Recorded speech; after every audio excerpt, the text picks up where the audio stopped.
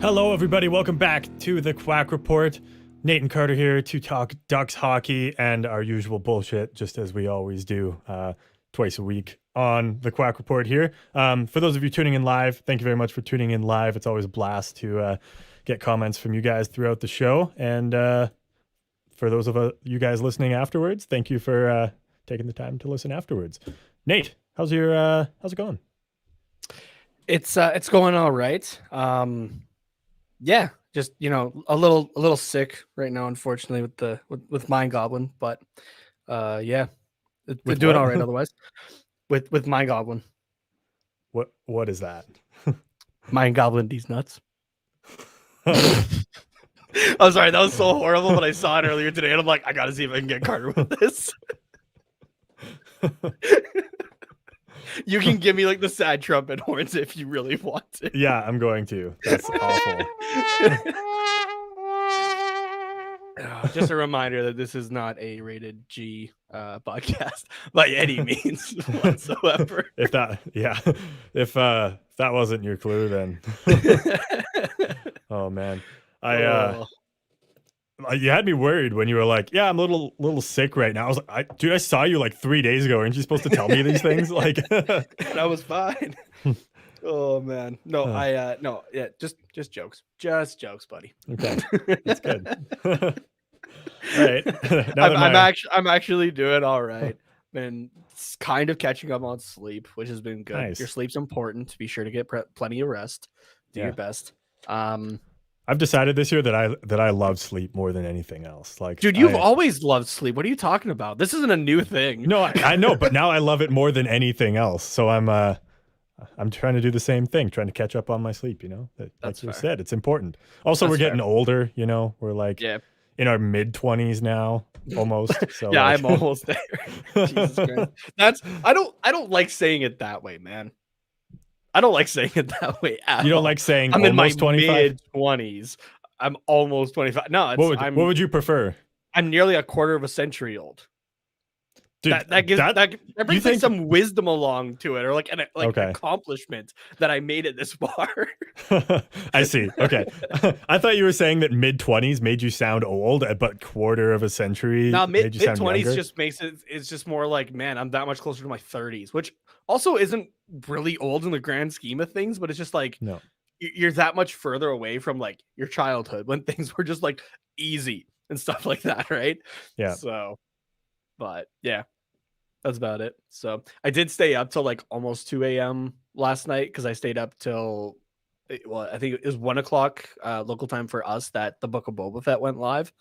And so I was up till about like, it was like 12:45 or something like that. And I'm like, okay, I'm ready to go to bed. And then I looked at my watch and I was like, but the new episode comes out in like 15 minutes. Yeah. I was like at that point, like might as well. Yeah, I might as well just stay up for it. So, which it was still a good episode. I'm really enjoying that series so far. I know you haven't really gotten a chance to watch it just yet, but like the idea of just like which I think a lot of Star Wars fans do, though, the idea of like the underworld in Star Wars and stuff like that, and like the Hutts and bounty hunters and stuff like that is obviously a very appealing aspect of Star Wars, and to really dive into that, it's been a lot of fun, I think. So yeah, I'm excited for it too. There's just like so many other shows that I need to catch up on as well. Yeah. Like the Eternals just got released on Disney Plus, which I haven't seen that, but yeah, I haven't seen that either. I'll have to I mean, it's not super high on my list, but like it's there, and like I've seen all the other Marvel movies so far, so it's like, well, I should see that one, I guess. Yeah, exactly. And then like I still haven't seen Hawkeye, and then there's the Book of Boba Fett, so like I'm just behind. That's fair. That is fair. So, but I'll get to it. Don't worry. Hopefully, my goal is to, kind of catch up before the season ends, so that I can like watch the finale when it comes out. Oh yeah, there you go. There's another Star Wars show. Have you watched The Bad Batch at all yet? No. I guess you're not even caught up with Clone Wars, though, are you? I've seen like maybe 2 seasons of that, and that was 15 years ago or 10 years ago, whatever. Man, we are horrible for like non-paid for free ads. But on Disney Plus, they have like the essential Clone Wars episodes. I feel like you should at least watch that, and then you can watch Bad Batch, which is only, I think, like 10 or 12 episodes, like 20 minutes each. So that's because that was a fun series as well. That is continuing for a second season, if I'm not mistaken. Okay. But yeah, so it's basically like that is like a group of like almost like genetically enhanced clones in a way during like the first few days of the Empire, which is kind of cool. So kind of continuing with like that darker edge that like the Clone Wars starts to go into, like the further into the war you get. And just kind of continues to carry on with that, because then you're getting into, you know, like the days of the Empire, which is really dark in terms of you know, like the grand scheme of the Star Wars universe and everything like that. So not to say that, you know, dark is always a good thing, but I personally like just kind of that era, like the later prequel and the Empire era. I don't know, it's interesting to me. So because not everything, I like those things that aren't so black and white as, you know, like the movies kind of make it out to be, right? I kind of like that gray area where you're like, okay, I can kind of see kind of both sides and stuff like that. So it's definitely interesting. So that's definitely one that that I suggest watching though. Would you suggest, like, whether it's necessary for the storyline or you just recommend it, would you recommend watching The Bad Batch before Book of Boba Fett? Since I know that came out before. Yeah, it's or does it not really matter? It doesn't really matter. You have the for one episode, I believe it is. You do have Fennec Shan show up though. It's not like her origin or anything like that. It's just more at this point, that's the earliest that's her earliest appearance so far. So it's kind of cool for that respect, but or no, she's in 2 episodes, I think. Actually, there's another one. Okay. But yeah, there's nothing that like really directly ties, at least so far, into the Book of Boba Fett or anything like that. Gotcha. So okay, maybe a touch with the Mandalorian, but you're all caught up with that at least. Yeah, but yeah, so yeah, I think I know that I think everybody should know that you have to watch The Mandalorian before Book of Boba Fett, since there's like that. Yeah. It very much you don't the have Book of Boba Fett. So it teases it, yeah. But I did have somebody ask like on Twitter, like, should they be watching that? And I'm like, well, really, it's just kind of like 1 or 2 episodes that just give a bit more backstory to Boba Fett and Fennec Shan specifically and their relationship. But other than that, I feel like you can still go into the Book of Boba Fett pretty dry. I guess that's true. Just put in the, like, you know, that after credits tease, and that's kind of it. So, but yeah. I mean, I know talking pop culture and stuff like that is part of our show, obviously. But there is somebody here that we have a guest, because you know, the Ducks, for once, they don't do much of it. They made some moves. And so we got somebody to tell us a bit more about this guy that we happen to pick up from the Vegas Golden Knights. So I'd like to introduce everybody. He's a writer and I guess podcaster as well for Flames Nation. Everybody give a hand for Shane Stevenson. Hey, buddy, I'm loving the look. If you're just listening to the podcast, again, this is why you need to watch us on YouTube. Like and subscribe, because Shane is just absolutely rocking the I don't even remember like what you call that hat, but it's in like the full-on reflective look as well. And the tropical shirt, like, I feel like I need to go get my flamingo shirt just to match you. I like, you're just rocking style today, bud. And I'll speak for Carter and we appreciate the effort for the show. I mean, actually, I was dressed like this when I did my university classes earlier, so like, I love it. Especially for you. But I will never bring myself to wear a Ducks jersey. I love some of the players, so I figured I'd just dress like I was in Anaheim, since it's +5 in Alberta anyways. That's fair. That is 100% fair. I mean, might as well. So you guys did something that's uncommon. The Ducks, anyways, they claimed a player off unconditional waivers. Yeah, now, exactly. Unconditional is that guy getting bought out. Like when I noticed that, I initially thought, oh, okay, Lucas Elvenez is going back to Sweden. He's done with Vegas. And so when the Ducks claimed him, I was like, oh, it's a really smart idea. I've been following this guy since his draft year. He was in 2017, so that was Vegas's first draft. He was like a dark horse pick. I was pushing he projected like a third rounder kind of. He's had all the tools, was still played on Sweden's national junior teams. Ivan Holinka, everything. He's been a great playmaker, a really good pass first guy, and he's at 22 years old now, and he AHL All-Star his first year. Last year's the COVID, in the COVID year. So his AHL All-Star year got shut down due to COVID. His last year in the AHL got shut down due to COVID. And this year there's obviously been complications everywhere. And this guy's still producing at over a 0.7 point per game clip at the AHL level over these last 3 years. And I think Vegas has pretty much a set roster. And some of the guys they have there, like Keegan Kolesar, has been a great fourth line player for them. He does everything you'd want a fourth liner to do.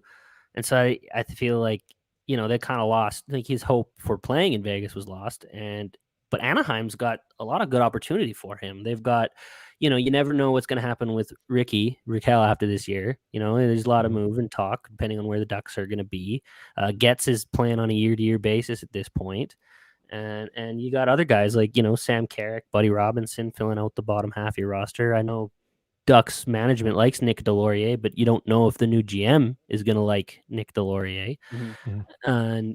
But so Lucas, I think he's a good spot. He allows players that are going off in the AHL to go back and continue, like Braden Tracy, Benoit, Olivier Groul. You've got other guys coming too, I believe. The other one I really liked. Oh, I love Passagov. Yeah, he's going to be exciting. Yeah, he had issues. Guy's brain is just off the charts. And Jacob Perreault, the year he was drafted, he was one of the best finishers at his age level. Like he was just a pure sniper. So the Ducks are building a really round forward group, but none of them are quite ready. As we've seen with Sam Steele and Isaac Lundstrom, like it takes guys a little while to get into it. They don't just come in and immediately find success, which is why, Flames coach Daryl Sutter the other day stated that, they need to find success in the AHL level first. So getting Elvenez is something like he's a more ready call up. It allows your prospects to grow a little more, and he's ready. He's ready for his opportunity.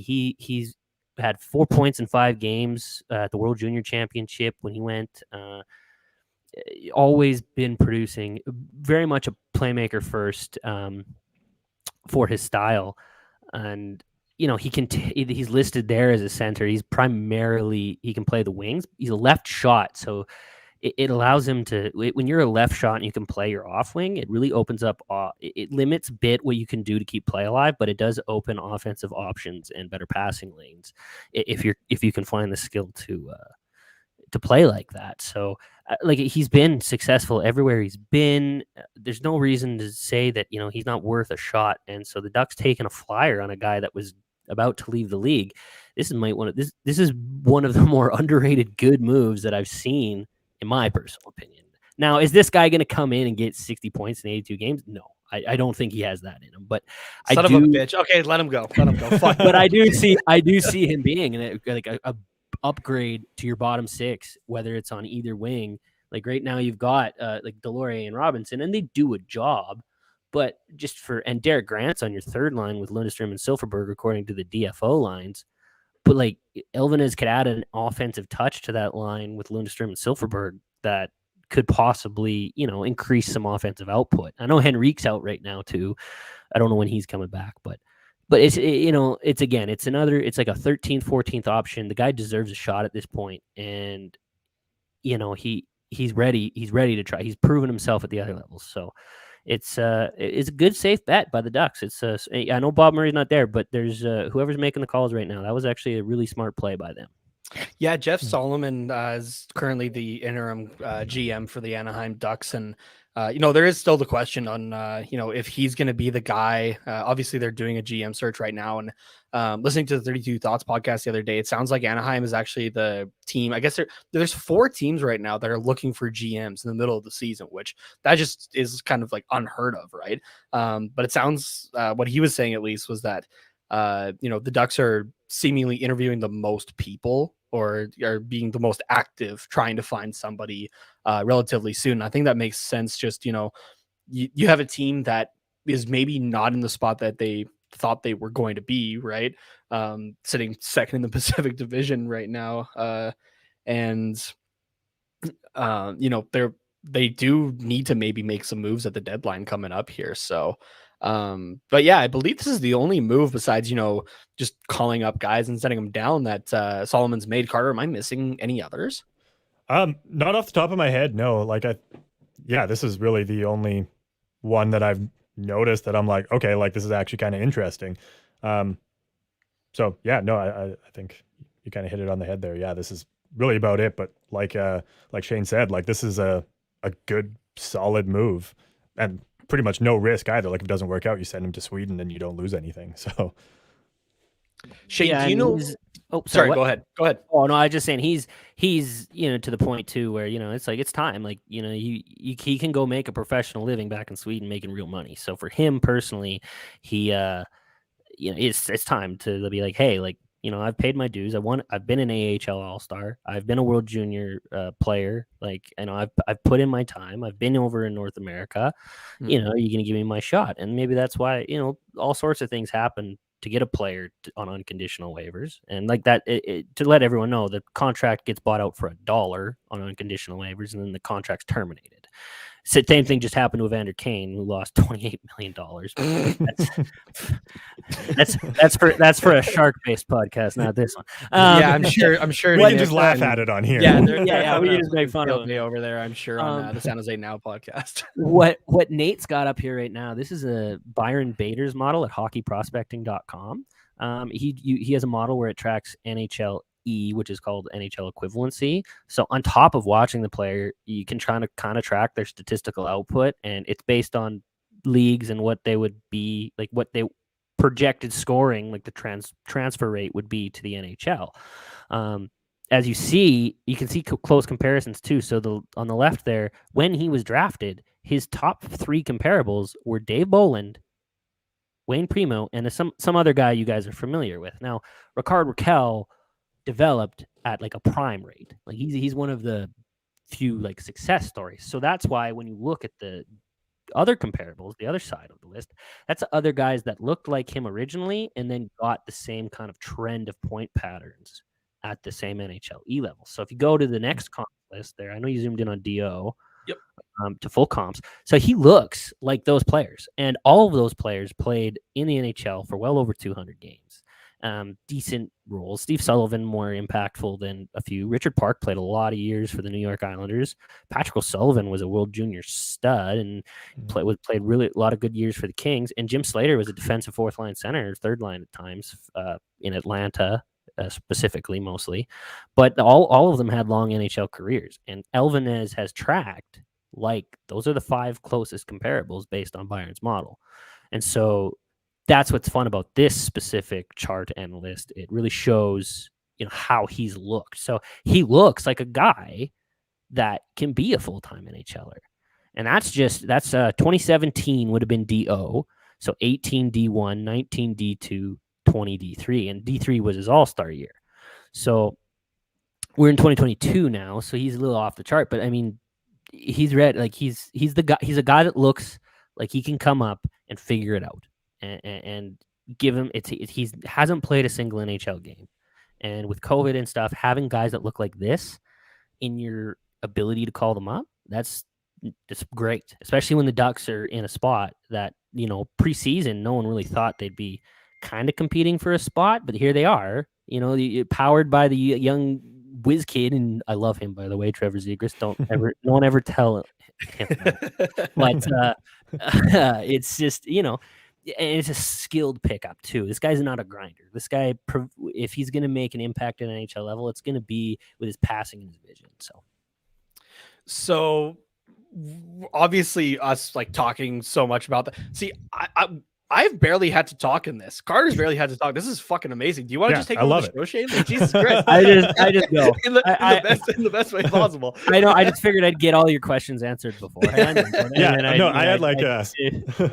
I had 5 questions in my head that I wanted to ask you, and like Nate introduced you, and you answered all of them in like 2 minutes. You just So went like, off. you're I welcome love it. anytime. I'll go back when you guys like. You guys ever need anything? I may write about the Flames, but I'm fully in touch with almost every player. Every time anyone gets called up to play a game, I'm all over them. Where did the history come from? Let's watch some video on them. Let's, like some people, spend time with their families in their free time. I watch boys play hockey. That's what I do. So, and apologies to my girlfriend for embarrassing myself in front of a live audience. I actually don't apologize. I look like this all the time. So you're just fitting in. That's all it is. Exactly. So, Matt, I don't even remember where I was going to go with my question now, to be honest with you. Oh yeah, right. So we're talking about this guy. I think the big reason originally for me, I was like, okay, well, if the Ducks don't make a whole lot of moves, let's just like blow this out of proportion. Let's have some fun with it, kind of thing. But like, just listening to you talk about this guy, maybe this isn't actually us blowing it out of proportion. Maybe it's actually directing a good amount of attention to something that we maybe should be, especially considering, right, like the Ducks are in the COVID hole right now. We still have Mahura and Gibson out, Henrique and Jones both on injured reserve, right? So like you said, there are some spots that are kind of opening up right now, and there's a couple guys like you talked about Nick Delorier and stuff like that, which I was laughing. I think it was last night. The Ducks and Penguins are playing, and it was like notable potential trade to Pittsburgh. Nick Delorier was like the tweets going out last night. But yeah, you're right. Like, this is a guy that I like. It sounds like a guy that the Ducks could use right now, right? We've talked about how the scoring depth has started to get better, but it can obviously still be improved, right? And even for not saying like take him out of the lineup, but like Jakob Silfverberg just got his second goal of the night last night, right? So we need a little bit of help offensively. So I guess kind of a yes or no answer. Is this a guy that you think could slot into third, maybe even second line and be a impact player, do you think, for the Ducks right now to maintain a second in the division placement? I think second line NHL, like there's a huge difference between bottom six and top six when it comes to NHL skill. Yeah. Those top six, especially there's even a massive difference between what I consider second line talent and first line talent. Like there's the gaps of what players can get to is very limited. I see him as like a third line guy that could provide you some offense, maybe play some PP2. And if he has a shooter to like pass to, he'd be great. Like, he's not a huge goal scorer. Mm-hmm. And I would say he's primarily at the NHL place to start a winger. He's got semi experience at center, not really much, but he's a better winger. He was drafted as a winger. Most players, if you want to make them work, you can put them on the wing and to figure it out. It's if you played center, you can figure out wing fairly okay. And he would probably if you can't, you shouldn't be in the NHL. and he would probably be a left winger more notably than a right. Hey, you would imagine he can do both. He was like, he played a lot of right when he was younger. He's got the ability to play his off wing and not lose a lot of skill. So it's to me, like, I like the way his outlook. I think he could play on your third line and help Lundstrom and Silfverberg offensively a little more. I'd like to see how he stacks up against the speed of the NHL before I say anything like any outrageous claims. Like, I always need to see how they can defend against the speed of the top players, because after that, but it's definitely time, and he's well earned for him to get an opportunity. So if and like I said, this way you can leave Gruel and Tracy, and even next year Perot's there now too, and even next year you're gonna get you're gonna get McTavish back. But like, for right now, you don't have access to those guys, or you want them to stay and grow. So he gives you that older option that's ready and willing to try. And especially after the trade deadline, there's 20 games usually after the trade deadline. And like, there might even be more now, right? Just with the weird structuring and rescheduling. And like, I don't see, even if they're in a playoff spot, I based on the position of the franchise, you're not going to keep Rickard Rakell. So that's a massive right wing hole in the lineup. And so now Silfverberg's got to go up, or Henrique comes back and plays there, but there's still a hole especially for someone that can produce offense. So this is it doesn't hurt to give him a shot, especially if, you do trade Raquel. You're not really too worried about playoffs. You can play this guy and see what he is the last bit of the season and go from there and then assess further once you see him against NHL talent and have some actual, apples to apples comparisons for prime game time. So what I'm hearing right now is Elevens is going to help us, make the playoffs, take us to the conference final. We'll kick somebody's ass. It won't be Edmonton. We know that right now. And we're going to go for a Stanley Cup. So Carter, you can just roll the theme out. Absolutely. That was a great episode. Thank you very much.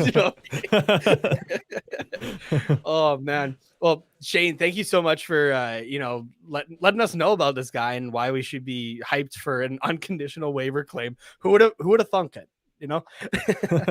But, he's been one of the guys that I low key have always been like, I really think he should get a shot. Someone like him. He's not like, to me, Jonathan Marsh is so waiting in the minors for as long as he did. But yeah, I really do feel like this guy could be an NHL impact. Like could be an everyday NHL forward. I really do. He's got the tools. He really needs a chance. And with a decent chance, not plugging him in and playing him 5 minutes a night on the fourth line with Buddy Robinson. So no disrespect to Buddy. I love you, Buddy. I loved you in Calgary, but it's about, he's a passer. He needs someone that can put the puck in the net. All right. So I got one more question before we let you go. I know you spend lots of time, as do I, but in different areas on, EA Sports NHL. What X factor are you giving Elevens? Of all the ones there, I just gotta think. It'd definitely be tape to tape. Like he's a better passer. Now, I wouldn't give him an X factor. I mean, I do believe every single NHL player in that game has a superstar factor that makes them get to that level. Yeah. And yeah, he'd be superstar tape to tape.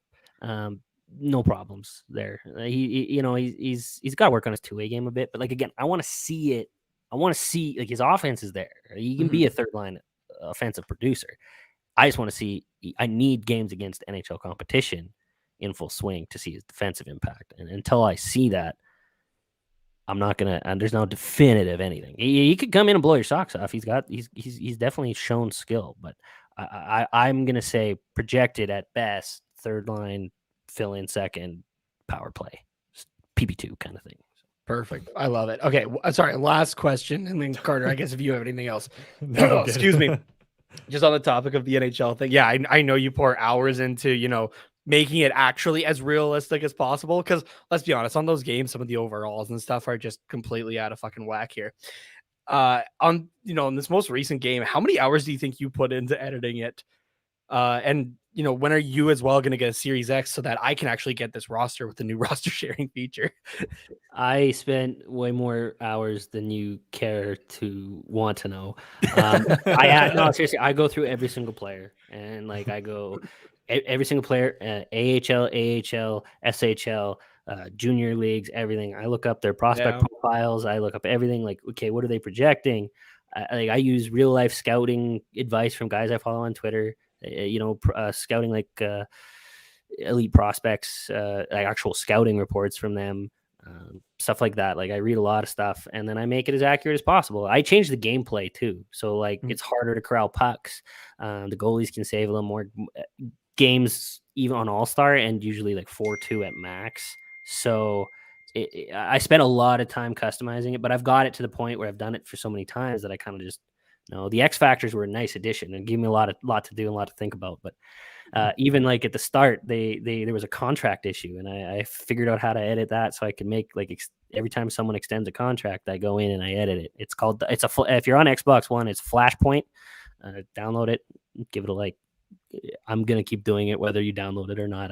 It's literally what I do. It helps me learn. I learn all the players that way. Every new game, it helps me say, okay, this player's here, this player's there. And then I track it through whether it's Puckpedia, Cat Friendly, whatever, as the year goes. And I do updates. I go through, okay, like right now, Nazem Kadri got a huge boost based on his production. Trevor Zegras got a boost on my last update there. He got some X Factor. It's tricky. After he did that, I immediately went and gave him the full meal deal. Quentin Byfield's not in the NHL yet. I got him with some superstar like X Factors. And they didn't have these guys with these before. And I'm like, these are the top prospects in the game. Like Johnny Gaudreau got puck on a string.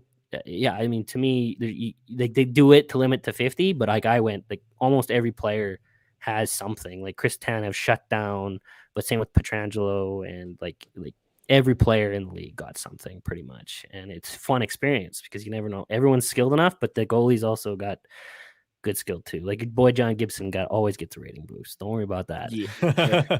I don't care about that the man defense in front of him. not He's get the still respect good. he deserves. Thank you, Shane. Thank you for that. If you're John, out there if you're boosting listening, John Gibson, yeah, then you know your shit. So John, if you're out there listening, I respect you.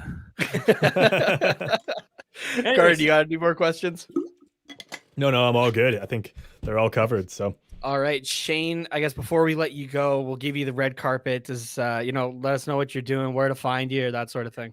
I'm you can see the ad on the screen at @flash_33. I always love to answer any questions, anything anybody has. I'm currently writing at flamesnation.ca, and I co-host the Flames Nation radio podcast with Ryan Pike almost every week. There's one episode I missed, and yeah, we release those on Thursdays, and we just keep everything up to date with Calgary all the time. And I'm producing my own charts, but everything I do, I usually run through my Twitter account. So if you follow me at @flash_33, you get lots of stuff. I do full draft coverages, prospect coverages.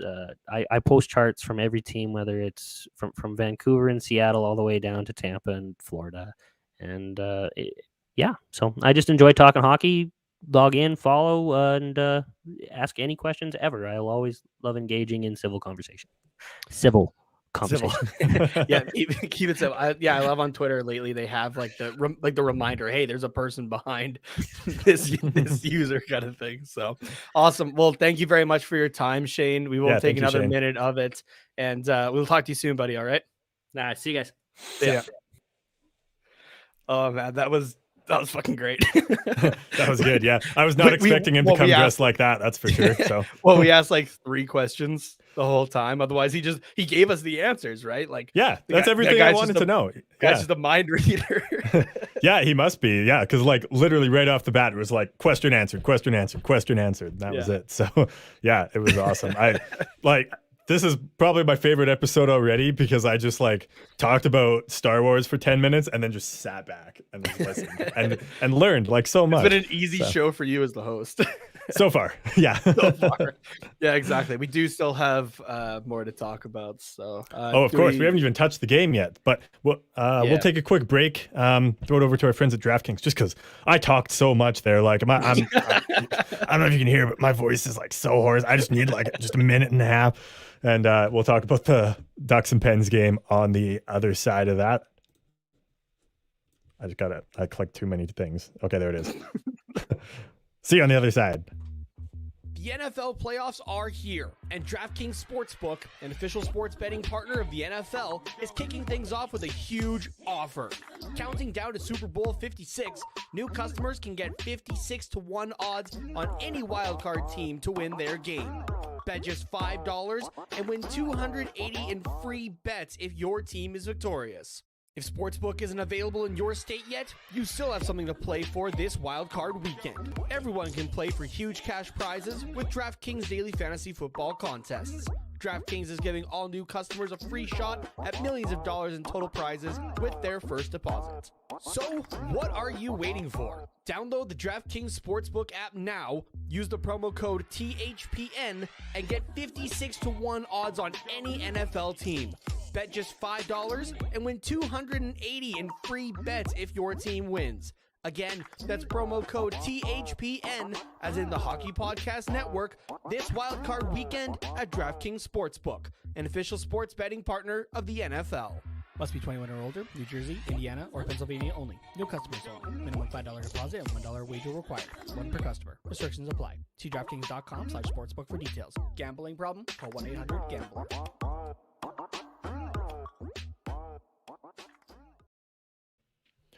All right, let's talk about the game here. 4-1 loss to the Pittsburgh Penguins. 2 goals by Jeff Carter, 2 goals by Evgeny Malkin. Really did us in there. But I think the scoreboard doesn't really tell the whole story on this one. I don't think it didn't look like a 4-1 game to me. And yes, there was an empty netter to make, so it was really like 3-1, but it still didn't look like a 3-1 game to me.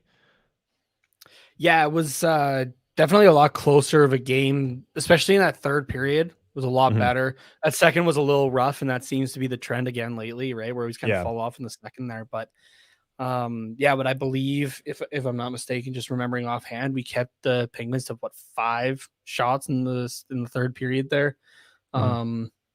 Which the defense got it together again for the third period, luckily. A little bit, yeah. I'm just kind of at the point that like I'm feeling bad for Stellaris because he's given us these great performances, right? Showing why he's a backup. If not, you could almost call him like a 1B at this point, right? If Gibson would let him have a couple more games when he's not hurt or sick with COVID. Yeah. But yeah, like you gotta feel bad for him at this point because he's giving us these great performances, and the offense is doing it, but they aren't doing it when he's in net, I find, right? So yeah, I mean, this is tough because like the Penguins are a good team, like especially lately, like we they got Malkin back, right? Like exactly. I even texted another one of our friends who's a Penguins fan, and I just straight up said, I was just like, can Malkin not like tonight, please? Like, come on, it's the first game back. As soon as I saw that, I was like, can he not come back like Thursday or something? Like, why tonight? like he's coming back from ACL surgery, and honestly, that guy's probably the healthiest he has ever been. Like, maybe even healthier than like his rookie year kind of thing, right? Like because he's taken the time off, and that's fucking scary. I'm so glad we don't have to deal with him. That's the only time we'll have to deal with him, right? Because the season series is done, unfortunately, until the Cup finals. Yeah, but even then, right? Like, we both predicted the Ducks or the Penguins, sorry, to not be in the playoff picture, really, and they are just fucking going right now. I think what were they saying? I think it was like 16-4 or something like that in their last 20 before last night. They've just been ridiculous for this quarter of the season. Yeah. Just absolutely stupid. And I feel so bad for any other teams in the East right now because you're looking at the schedule because as why see I've turned off commentators on NHL for a while. Who's the color commentator again on the games? I don't know. Anyway, they have like the throwaway line of like some guys will like look far ahead in the schedule, some guys don't even know, but like this is at the point where like it doesn't matter. You're looking at the schedule and you're seeing that you have to play Pittsburgh and you're just like, fuck. All right. Yeah. So, but again, like this is another game that we stayed with them for the most part. This is maybe not as good of a game, I would say, as maybe the first one that we had back in it was end of November, I think, beginning of December. It was December 11th. Yeah, I know that because I just looked to see when it was like before we started recording. So yeah, not as good as that, but it was still a good game. Just it doesn't matter. The pairing of DeSmith and Jarry is just great for them as well. And unfortunately, we got Tristan Jarry last night, who, I even got to see him in person this year once, going to see the Penguins and Flames play. The dude has been lights out, right? And he's just shut up anybody, especially Penguins fans who were doubting him after, his playoff performance last year, which was definitely one for the books and not a great way. But yeah, he's definitely showing why, what was it? Yeah, 2 years ago. I guess 2 years ago because of the pandemic. Why he was given that All-Star, or why it was deserved that he was given that All-Star title to go to the game and stuff like that, right? Like he is really showing it, and he just had to wait a little bit longer than maybe he should have. I don't know. Again, goalies take a while to develop, right? But yeah, it's definitely making it. Fleury moving on to give Murray the shot in Pittsburgh didn't look great. Murray leaving to give Jarry the shot is looking fucking fantastic right now for Pittsburgh. Yeah, absolutely. Like I had the note here that Stellaris was good, but Jarry was just better. Like we had tons of good chances, I thought, whether it was on the power play or 5-on-5, but it was just Jarry was like right there. He was making some big flashy saves, but he was also making some just like saves that looked easy, but I don't think they actually were. Like the way he reads the game and the play is just, it's insane. Like Jarry is, how old is this guy? Like 25, 26? I think he's around there. I'm just pulling up his profile right now. It's just loading. Like he's just kind of entering the NHL. Yeah, he's 26 Yeah, years 26. old. Yeah, turning 27 later this year. So like it's he's at the prime. He's still time. young. Yeah. No, he's just entering his prime for a goalie, I would say. Like I think most goalies can enter their prime in their late 20s. Like if you're 26, that's like this guy's going to be good. Make no mistake. Yeah. So it's and it's giving the Penguins a chance to get a few more years out of Crosby and Malkin and Letang as well, I think. So yeah, exactly. And I mean, like, that's the scary part too, is, you know, it's the Pittsburgh mentality of, you know, if we have Crosby and Malkin, this is a contending year. Like, yeah, exactly. And we keep thinking that it, you know, they're going to regress and that kind of thing, right? Like I've been on record as saying it. There's only been the 1 year that I was right, that they technically didn't make the playoffs, and that was the whole bubble situation where they got beat by Montreal. So yeah, I mean, like, it would have been nice for the Ducks performance to be a little bit better. I'm realizing we're talking so much about the Penguins here that, like, I think we got the episode done for Nick and Nick over the tip of the iceberg there, which we were also having a good back and forth on Twitter with as well during that first game of the season. You know, is getting in like the last 5 minutes, and I tried to pull the right shutout on Twitter, or that unfortunately didn't work out. So I tried it earlier in the game this time, and it did work out. I think it was like 5 minutes later they scored. Nice. against the Penguins. So yeah, it was just having some fun with them and stuff like that. But yeah, good guys over there at Tip of the Iceberg as well. If you're looking for some Penguins content or that sort of thing, be sure to check them out. So but I don't know, for some reason, just it was like I know we're talking so much about the Penguins, but they're as much as, you know, the Ducks kept up with them, they were just the team that I noticed more. I don't really have a better explanation for it than like, as much as the Ducks kept up with them, they didn't grab my attention for some reason. Yeah. So and we had I don't like even a think couple it's anything breakaways here and there kind of thing, Yeah. but like we didn't really do anything noteworthy that I can think of. Yeah. And I don't know. And I think that, like, we didn't do anything, you know, particularly well, at least that we haven't talked about before. Like, I think we still did things good in that game, but just nothing, like you said, noteworthy. Same thing. We didn't do anything bad in that game where we need to pick it apart and be like, what the fuck was this? Like, it was just like a solid game. But if you have just a average solid game against the Penguins, they're going to go all Kodak Black on you, which, if you don't know what I mean, we'll talk about that a little later. I'm trying, as I'm listening to you, I'm also trying to pull up stuff for that, because I'll be honest with everybody here. I was scrambling before this episode started. I was like working on homework before I realized the time, and I'm like, oh shit, I gotta get this show ready. So that was just fucking, sorry, that was just perfectly timed. Thank you. Get into it later. Holy fuck. Sorry. Yeah, we'll get into it later. That's right. So, but really, I think what this game comes down to is that, really, it's just that the Penguins got back Evgeny Malkin, and, you know, Russian machine never breaks, that kind of thing. Like, I know that's for the Capitals, but like, the idea that the Russian machine never breaks. Yeah. Like, oh, I tore my ACL. Let me just put up 3 points, like, on my first game back. Yeah, like, exactly. Fuck off. So I think the issue with this team, and I think why the Ducks aren't going to win the Cup this year, is that we don't have enough Russians. We need more Russians. Yeah, we do like our Swedes. Yes, but they're not Russians, as evidenced by the 11s pickup. But yeah, and, you know, Lindholm, Silfverberg, those guys. Yeah, that too. I'm going with what we got here today. Come on, man. Yeah, no, I know. I'm just saying there's more than this guy for Swedish players. But yeah, I think the Ducks sign or trade for just a Russian player. It doesn't even have to be like an Ovechkin or like a Kuznetsov or anything like that. If we just like pick some guy out of the KHL that wants to come over to the NHL, put him on like a 1 year, like league min deal. He can, sit on the taxi squad, maybe get a couple games in here and there. But I think that's really what this team needs to take it to the next level is one Russian.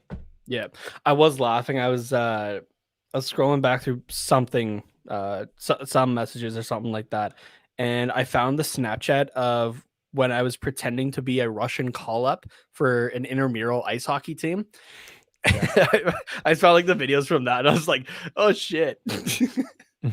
So that's good times. I'll have to see if I can pull those again, and I'll post those because that was a fun time. So yeah, but for sure. That'd be good. If we can't actually get a Russian, Mr.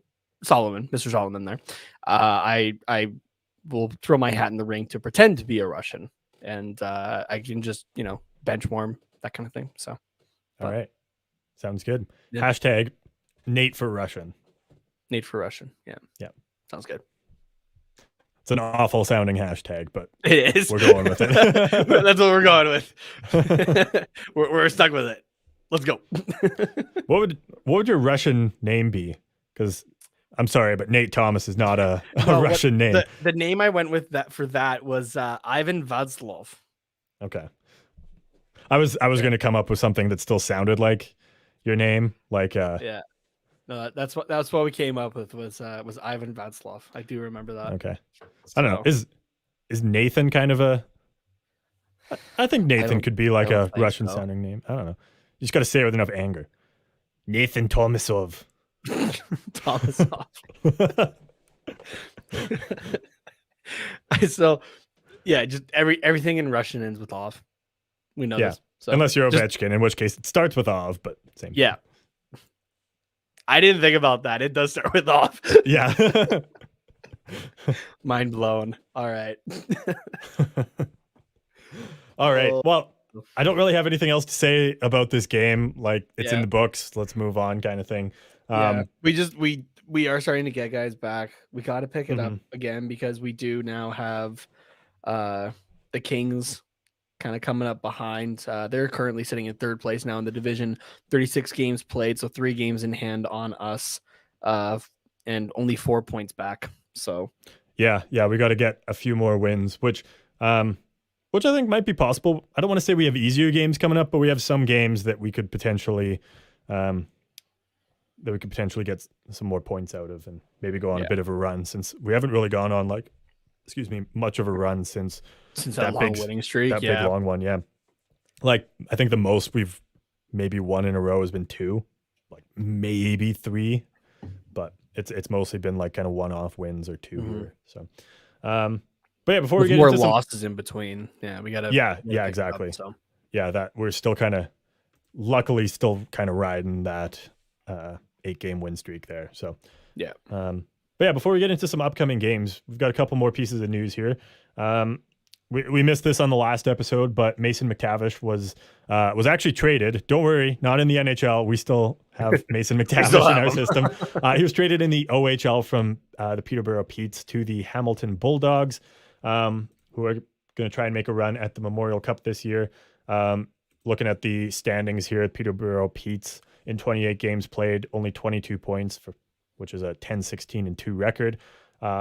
Hamilton currently 30 games played, 38 points, which is good for first in the division with in terms of points, but in terms of points percentage, they're second. So they're up there anyways. Obviously, McTavish is going to be a huge add for that team.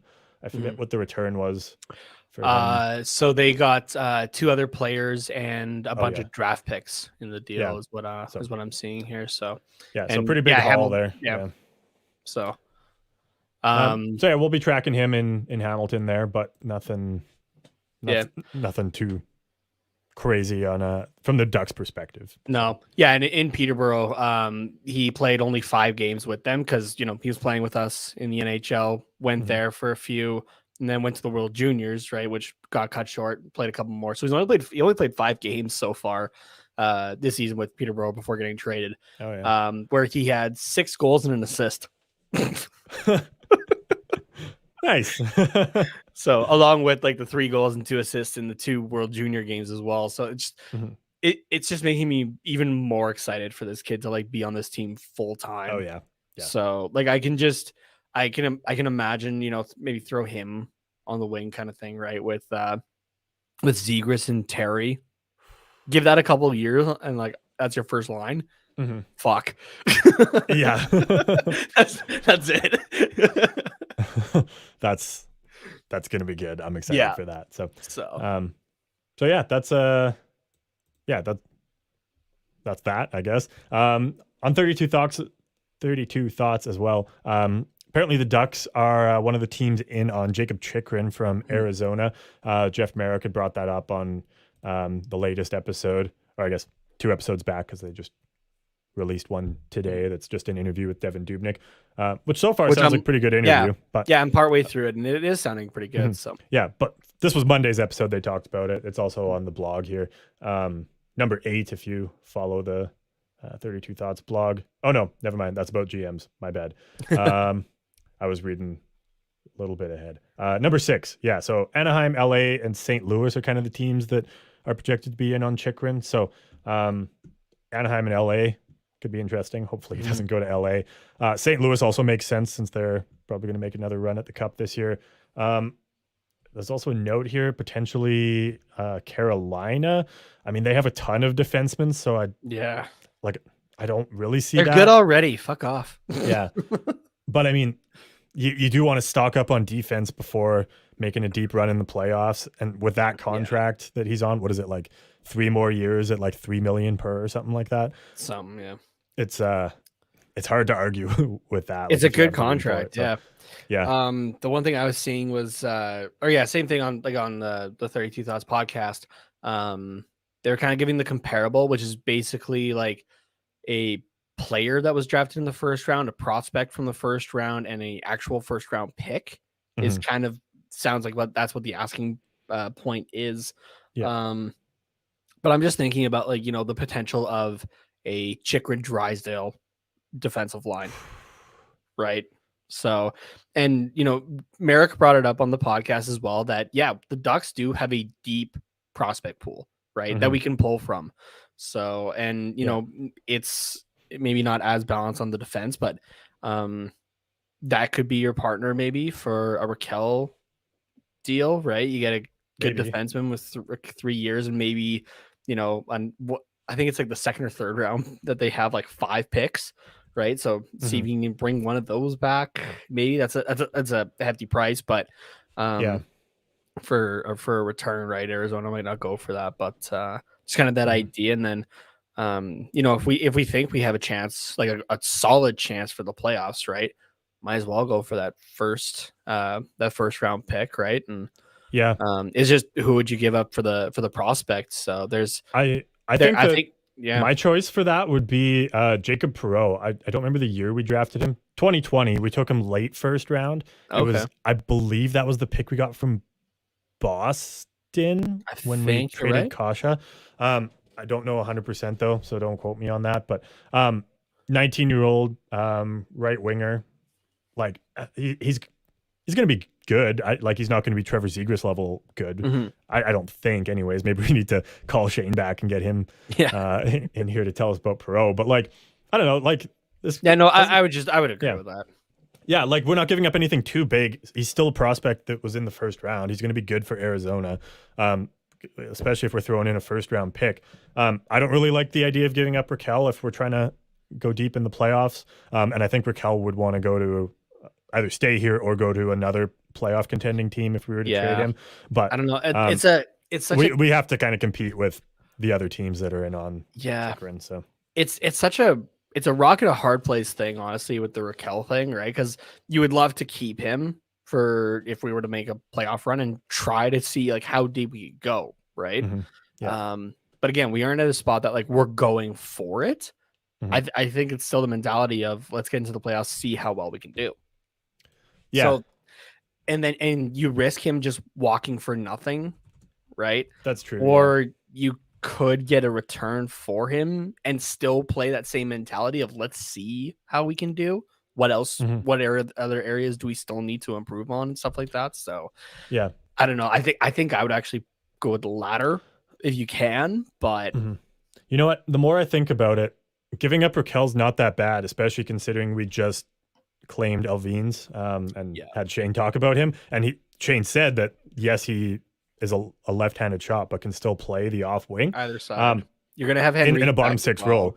Yeah, exactly. But like Silfverberg is currently our third line right winger. If we get rid of Raquel, Silfverberg bumps up to that second line, and you put Alvines on the third line, still with Lundestrom and probably Henrique once he comes back. That's a pretty skilled third line, I think. Mm-hmm. And so you're giving him that opportunity to flourish with good players. Like, I actually don't mind that. Raquel, who did we say? Jacob Perreault, and our first round pick for Jacob Chychrun at 3 years, 3 point whatever million. Yeah, that could be all right. The other point that I remember them bringing up on the 32 Thoughts podcast is because we have so many UFAs and RFAs, and we kind of, well, I know, I guess we talked about that off air last time, but like they basically said that getting Chychrun is kind of security for not being able to sign Lindholm. Like, if we're not able to sign him, like, what the fuck do we do? But if we have Chychrun, we could potentially have, if we lost Lindholm, we would already have the replacement in the system. So Lindholm being Drysdale's partner kind of makes sense. Chychrun slots in there with Drysdale, like you said. I don't know. It seems too perfect. Like this has to happen. You know what we're gonna do right now is I'm gonna take a look at Arizona's draft pick pool for this year on Cap Friendly. Okay. And then just to make sure with draft picks, because I don't want to give up that just for Chychrun. I'd like to get a pick in return if we can still. Yeah. Just obviously lower one. Mm-hmm. Yeah, for sure. What do you feel like? Chychrun in a third or Chychrun in a second? What's more reasonable? Oh, to come back to us? Yes. I honestly don't think anything. I think just Chychrun. Maybe a third. I don't know. If you really want me to say something, yeah, I don't know. Okay, just to clarify here, though, because what I'm going to do here is no, fourth is too low. Fourth is too low. Okay, so you want to go for the third? Okay, I think so. Because what I'm going to do is I'm going to tweet this right now to Sporty with Corey and Richie. We're going to pretend to be the GMs, see if this is the deal that would be good for them, right? Because obviously it's everybody proposing to Arizona to get Chychrun. So yeah. Or sorry, no wait, we're giving up the pick with. Oh no, we're giving up. We're getting a pick with Chychrun. Yeah. So yeah, I think probably a fourth then. Okay, let's try it. Yeah. Well, let's see what Corey and Richie have to say. Let's just try it here. I was way off here, by the way. Chychrun is not making $3 million for the next 3 years. It's 4.6, but for the type of player he is, that's still low. That's still a good contract. Yeah, exactly. So that's no issues with that. And yeah, he's 23 years old. Like that takes him till he's 26. Like that's exactly what you want. So yeah. So just to recap, you're saying Raquel, Jacob Perreault, and the Ducks' first round pick for Chychrun and a fourth. Yeah. We're sending our fourth back. Okay. No, we're getting the fourth. Shit, thank you. How the fuck do you spell Perreault again? Perrault. And 2022 first round to Anaheim is J. And how do you spell Chychrun again? Spelling sucks, man. Yeah, that one I'm not too sure about. Okay, I got it. Because I kind of just mash the C and R buttons on my keyboard and then type in NHL at the afterwards, and then Google's like, "Did you mean Chychrun?" And I'm like, "Yes, that's what I meant." All right, let's see if we can cause a shitstorm here, because it always seems like when it's other teams involved is when we cause shitstorms on our Twitter. Oh yeah, always. If you're not following our Twitter, be sure to go follow it at Quack Report Pod. That's where we have fun like this. So. Oh yeah. All right. Well, while we wait for a response, let's take a quick break here, talk about some upcoming games, and then everything else that we usually do, as well as some What's Quacking. So. Sweet. What's up, everybody? It's Jaron from the Hockey Podcast Network's newest show, the Windy City Benders podcast. My co-host Tanner and I bring our unique takes on Blackhawks hockey. Us on this show have been a pro Carlton guy. He's the right coach for the situation. Giving it to our rivals. That's one of the things that kind of sucks. I wish we would have had the Blues in our division this year because our trash. As well as bringing in some guests from the NHL. Please welcome to the show goaltender Scott Darling, The Eagle himself, Ed Belfour. Brian Bickle. David Boland, Letterkenny. The show started out with basically a beer league hockey team. And anybody who loves the game. Find us on all your favorite podcast apps, the Hockey Podcast Network website, and on social media at WCB Podcasts. So I played that promo because we got an upcoming game against Chicago this weekend. So if you want, they'll probably be talking about us on that on one of their episodes. Probably the one that comes out tomorrow, Thursday, whatever. Yeah. So you can go there and, leave them a nice review, but, make sure that you DM them just how badly they're going to lose to the Anaheim Ducks. And while you're at it, if you haven't yet and you're listening to this on podcasts on Apple Podcasts, Spotify, or that, be sure to give us a 5-star review or, just a higher up review at least would be nice. Leave a nice comment review as well. We do read through them. Some of them are funnier than others. So yeah, we had somebody leave a comment as Trevor Zegras. I don't think it's actually him. That'd be fucking hilarious if it is though. It would be, yeah. So yeah.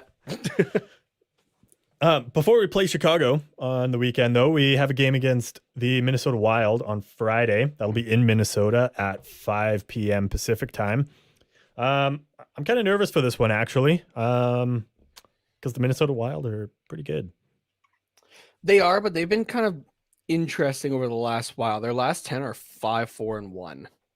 They also went through COVID and stuff, and a bunch of their top guys, including Kaprizov, have been out. So yeah, their starting goaltender out. Yeah, Cam Talbot has been out. Yeah, so they went through a rough patch, but they're still a good team. So yeah, I don't know. It'll be interesting for sure. We have played them this season, if I'm not mistaken. Like I said, everything is a fucking blur this year.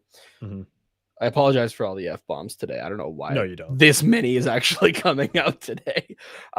We played them October 15th, which was a 2-1 loss in regulation there. Oh, that was the one that was in the last 30 seconds or something like that, I think. Oh, yeah. Yeah, I think you're right. Yeah, now that's coming back to me. God damn it. And yeah, that's the only game we've had against them so far. So okay, yeah. Let's get some redemption here. Is projected to come back on Friday, so hopefully he doesn't go full Russian on us and score 3 points. That would be great. If that happens, I'm just calling it cursed. Even after 2 games, I don't care. Yeah. So yeah, that's gonna be a tough one. Hopefully we can make it close. I mean, 2-1 is close. I know that was a few months ago. And it was the last couple of seconds too. It was that close to us getting a point and going to overtime, and it's just God damn it. Yeah, so. I think Gibson's supposed to be back though, so hopefully we can play him Gibson. Friday. Yeah, hopefully he plays Friday, and then we see Stellaris again Saturday against Chicago. Because that is back-to-backs. God damn it. Yeah, if not, I think Stellaris against Minnesota is fine, and then knock on wood, Gibson against Chicago is pretty much a guaranteed win. So that could be all right. But ideally, we have Gibson for Minnesota. Ideally. Yeah, no, I'm not worried about the game against Chicago. That one in Chicago as well, at 5:30 Pacific time there. So anything you want to say about that one? Or nothing about that one, but I also just realized we didn't talk about I missed it personally, so I can't really talk much about it, but we did miss talking about the Ducks versus Detroit from the rescheduled Sunday game. Totally forgot about that. Yeah, like I said, I didn't actually get a chance to watch this game. I had some other stuff to do, so I can't say much to it, unfortunately. But Lucas Dossel, congratulations to him getting his first NHL win, making 33 saves in his NHL debut. So can we give him the round of applause? Oh, absolutely, yeah. Fuck yeah. Yeah, no, I totally forgot that we played that game as well. So I was I'm trying to remember too, even what happened. I know we won that game. obviously, like you said, but what was it? 4-3 was that? 4-3 in the shootout. Oh yeah, in the shootout. Oh So. yeah, shit. Yeah. Troy Terry with a goal, Comtois with a goal, that a boy, Zegras with a goal. That was his first of the season, was it not? No, I think he's. I don't think so. Oh yeah, you're correct. Yeah. First goal and 4th point of the season. So Fuck, why did we spend 20 minutes talking about the Penguins? I don't why remember. Didn't we talk about this I don't game? know. I don't know. Like I said, I'll put a good amount of blame on me for this. Like I said, I was scrambling before because I was like, oh shit. That's okay. I just didn't even look. In my mind, I was like, I know we played the Pens last night. I'm just going to put this one in. And we just went for that. That was it. So. Yeah. All right. I'm gonna take a look here at the chat, see if we. Oh, okay. So we got our buddy here, Rally Chris. He's chiming in with Ducks winning Friday and Saturday, calling it now. Ooh, all right. Mm-hmm. I like we got it. the Rally Chris guarantee coming back. There we go. There we go. It's worked out for the most part. So I think he's only been. I think he's only slept on like 1 or 2 games.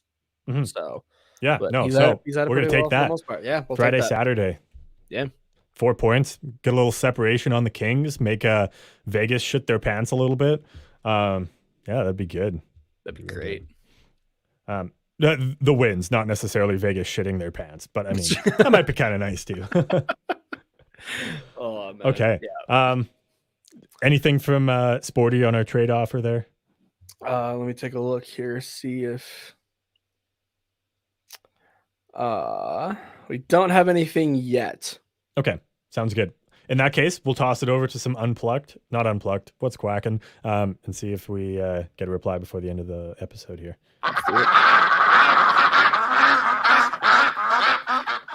So Carter, man, this was blowing up my Twitter last night. Like this was the majority of my feed.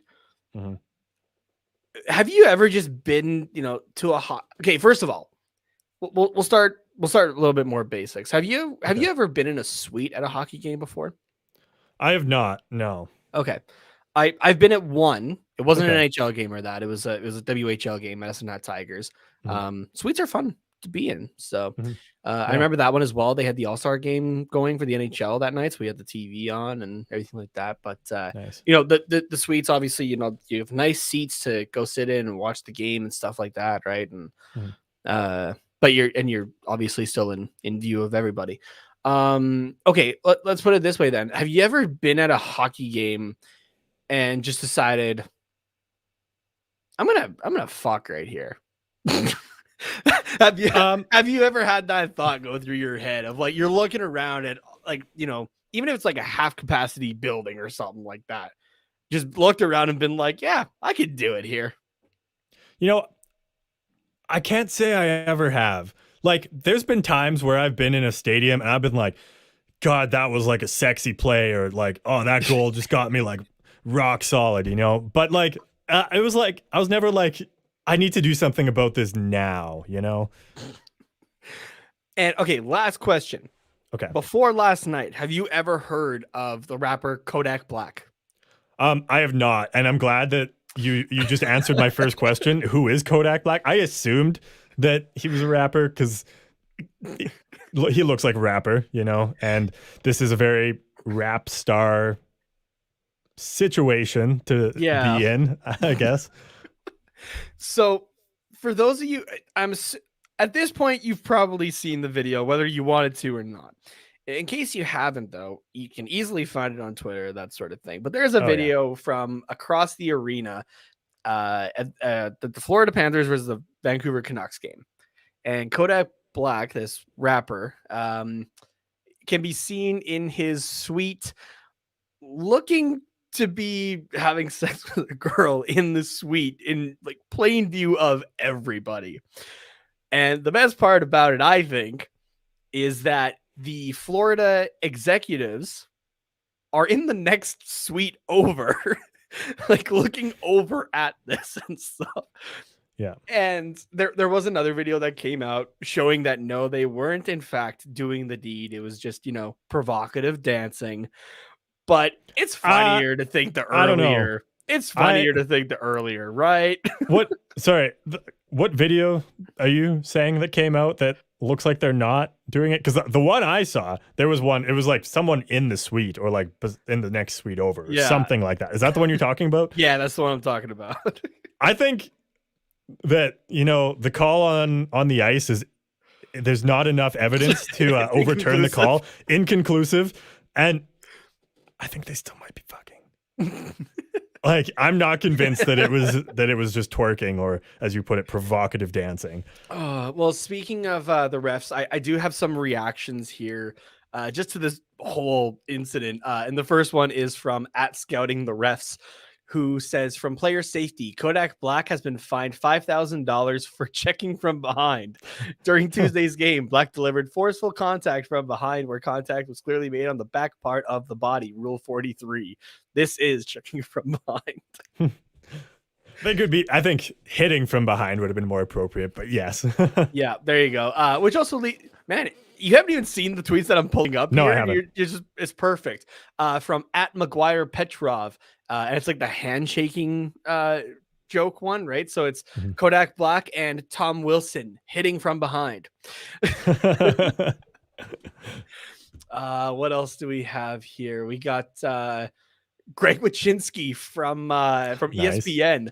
The most amazing thing about the Kodak Black incident in Florida is that Jaromir Jagr played there for 3 seasons and somehow avoided this.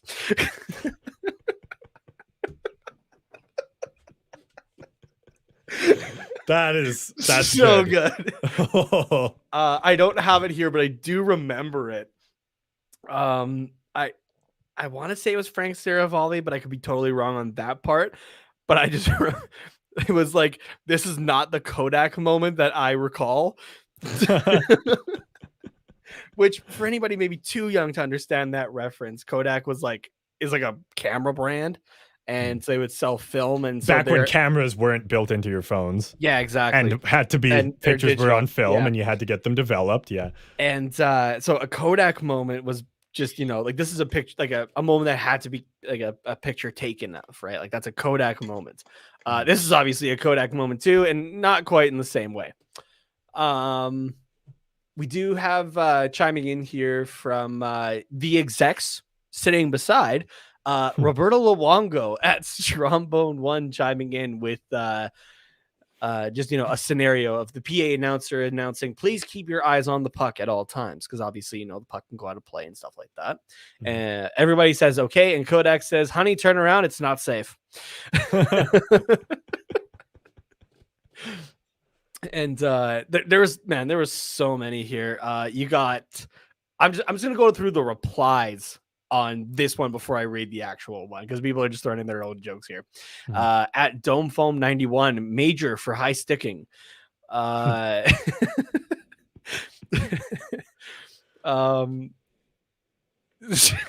fact that there was a Truly ad, which is like an alcoholic beverage, there was a Truly ad above them. He was truly having a good time. Bettman's just trying to grow the game. Bettman's just trying to grow the game. That's one of the things I saw a couple times. Was like, Gary Bettman's gonna have to comment on this probably, which is gonna be fucking hilarious. Yeah, what else here? Let's just I'm scrolling here.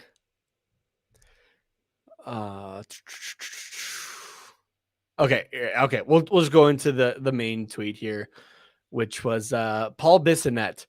The Panthers have moved Kodak Black to LTIR after being diagnosed with a severe case of blue balls. Expect him to be reevaluated in the coming weeks.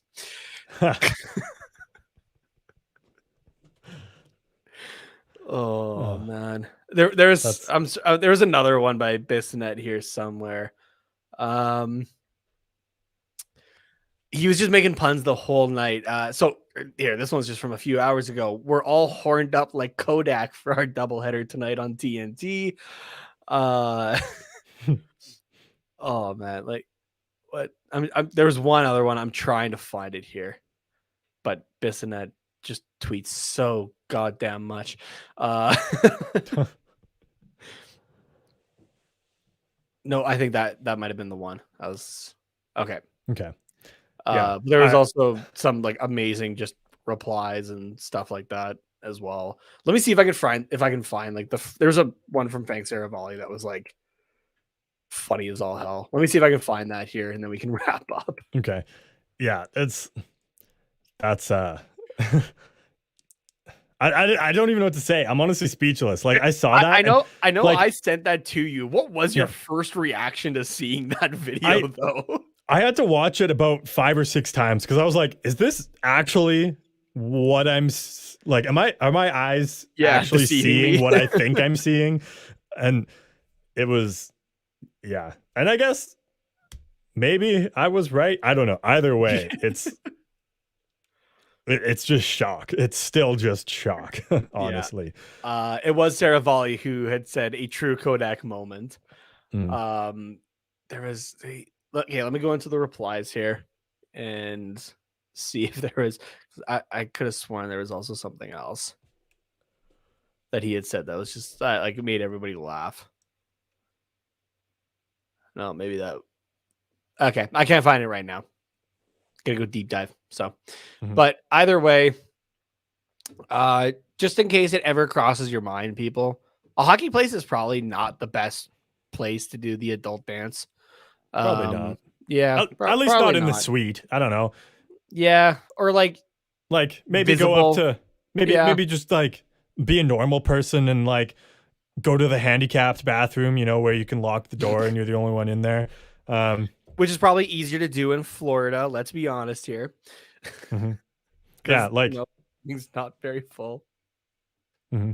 Yeah, exactly. All right, Panthers fans, if there's anybody listening, but I don't know. I think we might see a little bit of spike in the attendance there because, yeah, I mean, sex sells, right? Like they're gonna push some more tickets. I think. Yeah, I was gonna say, is this gonna be like an unfortunate trend? You see, either people are going to go there hoping that they can see people do it in the suites, or people are going to go there and it's just section 114 is just going to be, going. It's going to be the section to be in for a certain demographic of people, let's say. Not even certain demographic, just a certain orientation of people. Yeah. Like we could have stayed away from this topic, but also the fact that it happened even in the first place. Like this isn't something, rapper doing it up in the stands is not something I had on my 2022 bingo card. No. Let's put it that way. No, definitely not. But if the NHL is looking to add more events to the NHL All-Star competition, maybe they could take some inspiration from this. Oh God!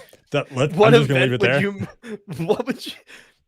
Okay, no, I gotta ask now because now it's what event is relating to this? What is the skill that we're trying here? Well, last year they did they set up the nets on the ice and then had the players shooting pucks. It was fucking horrible. From I was watching it on TV. Yeah. I can imagine it even sucked even more being there in person. I think they just have to adapt it, and instead the players are now just shooting from the suites. I'm just gonna leave it there. No, dude, no. I don't even know if you intended the wordplay or not, but no. What do you think? Oh my God. Maybe the only other suggestion I would have would be to just revamp the hardest shot a little bit.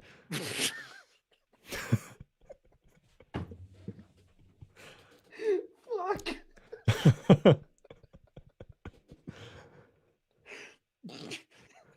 No, maybe. Oh my God. Okay, I'm not normally the one to say this. Let's wrap this up. Okay, Nate, where can they suggest? No pun intended there either. Where can they DM you their suggestions for new All-Star Game events inspired by Kodak Black? You can unfortunately send them to me at Tatenamus, TATENHOMAS. If I actually get any submissions, I will be sharing them on the next episode. Perfect. Just so you know. If you feel like it, anonymity is not a thing that you care about, you can just tag us in the post at Quack Report Pod. Yeah, I would love to hear your suggestions as well at Carter_Potts, POTTS_97. Thank you guys very much for tuning into this episode, whatever it was, and we will see you guys later.